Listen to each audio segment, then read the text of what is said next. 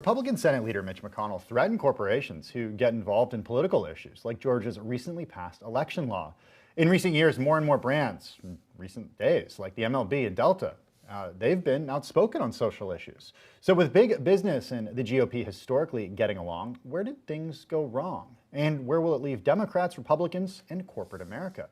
Here to discuss is a Bloomberg News editor-at-large, Marty Shanker. Hey, Marty, great to see you and have you join us on this. So you've been covering business since the 1970s. Give us some historical context about what we've seen in recent years and even in recent days when it comes to the way that companies are actually weighing in politics. Well, I started off in life at the Wall Street Journal in the early 70s, and even from that point, companies scrupulously avoided taking public positions of that involved any controversy for the obvious reasons. You risk alienating your customers, you risk alienating your employees. So when you went to companies for comment on a big social issue, you never got any on the record. But the world has changed in the last 10 years, 5 years, with social media and the ability of customers to give instantaneous feedback to companies via Twitter or Facebook or Instagram or any of the other social platforms. So where does it leave companies right now? Do they have to take a stand? Well, that's really what I think corporate boardrooms and corporate communications apparatuses are grappling with. Can they afford to stay silent on issues that are quite clearly passionate issues for their customers and their employees? Because in some cases they consider silence, actually support for a controversial issue.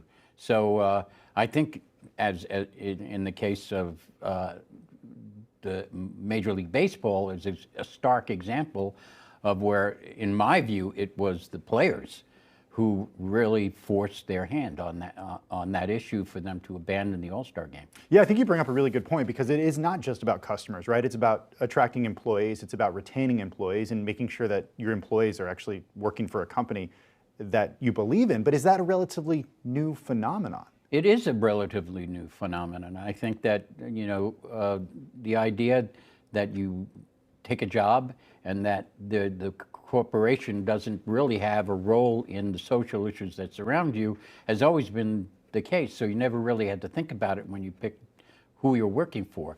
I think the generational change that's happened is that, in fact, it does matter what the stand is of the companies that you work for. And you can see how young millennials are picking their companies more carefully based on their stance on a whole range of issues. Yeah, I mean, I think when it comes to ESG or when it comes to social responsibility, I oftentimes think of what Milton Friedman said in 1970 about the social responsibility of a company is to use its resources and engage in activities designed to increase its profits so long as it stays within the rules of the game.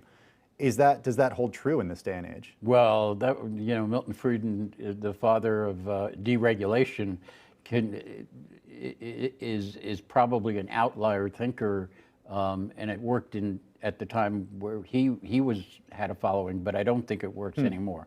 I think even BlackRock's Larry Fink said famously a couple of years ago,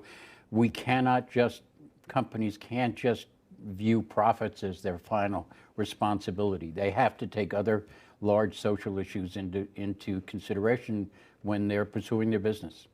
So I think back to a Wall Street Journal editorial that I saw yesterday or the day before, and it talks about somebody who does not, as a customer, does not agree with a lot of the positions that brands have taken. And this writer wrote about how he stopped using Gillette because of an advertisement from Procter & Gamble, or wrote about not drinking the coffee that he used to and drinking a different type of coffee. Can brands afford to, and companies, can they afford to alienate a certain portion of consumers here? Well, it's very interesting because obviously taken to the ridiculous extreme, we will consume nothing from anyone. Right. Because there will be something that they do that you could conceivably think of as offensive. And it does also, it's a dangerous thing for free speech and expression if you have to worry about offending any customer with anything creative that can be interpreted in the wrong way. And so, taken to an extreme, if advertisers tried to be neutral all the time, we'd be bored out of our minds. I wonder also if customers actually care to a certain extent, right? Like, are they going to buy the plane ticket that's the cheapest and gets them where they want to go at the time that they want to get there? Or are they going to say, okay, yes, I am going to fly Delta, or no, I'm not going to fly Delta for all of the reasons above?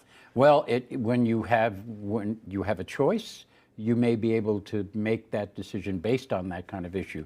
But I think, Tim, you're absolutely right. Ultimately, the economic arguments may win out over the social conscious. Yeah, maybe if you want to watch baseball, you're going to watch baseball regardless of where the game is being held. Then I think the All-Star game will be watched in Denver as well as it would have been in Georgia. So where does this leave the next few years, and where companies are going to be going from here? I think it's going to be a more vigorous and very chaotic course. And I think it's going to really involve politics. I think Bloomberg Opinion had a column today how the Republican Party may choose to use this woke issue among companies as a rallying cry against Democrats in the upcoming midterm elections. Not against the candidates, but against companies that take socially responsible positions and try to rail against that. Look, it's notable because if you think about where corporate America has been politically, it's traditionally been aligned with Republicans, not just in recent years, but historically as well. And you see a lot of the executives who have donated money to Republican causes, and it's certainly benefited them from regulation or lack thereof. Yeah, but then you look at big tech and you see that they're very socially responsible responses to a lot of these issues. It may be that the third party in the U.S. are actually corporations.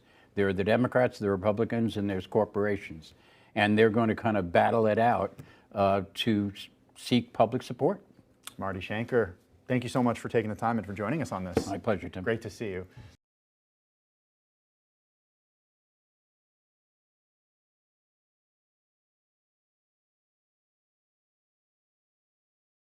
The biggest stories the moment they happen from around the globe. Subscribe to Bloomberg Quick Take now for insight in an instant.